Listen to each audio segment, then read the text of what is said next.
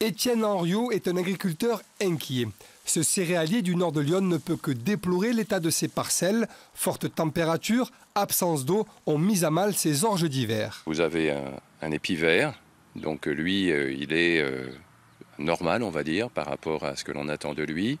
Et si les choses ne se passent pas trop mal d'ici la moisson, on aura une récolte en quantité et en qualité. Puis là, j'ai un épi blanc qui, lui, par contre, veut dire qu'il n'y a pas d'amande présent dans l'épi. Donc pas de quantité ni de qualité.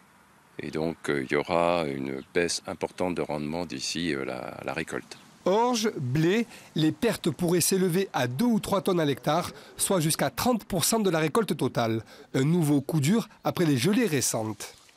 Dans son jardin, le pluviomètre est désespérément vide. Et même si la météo des prochains jours prévoit quelques orages en milieu de semaine, ce sera loin d'être suffisant. Il faudrait quand même au moins 20 à 30 mm de pluie pour stopper le phénomène de sécheresse.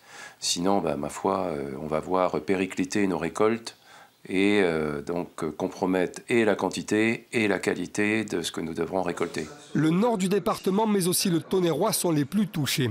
L'hiver a été très sec et l'état des nappes phréatiques y est inquiétant.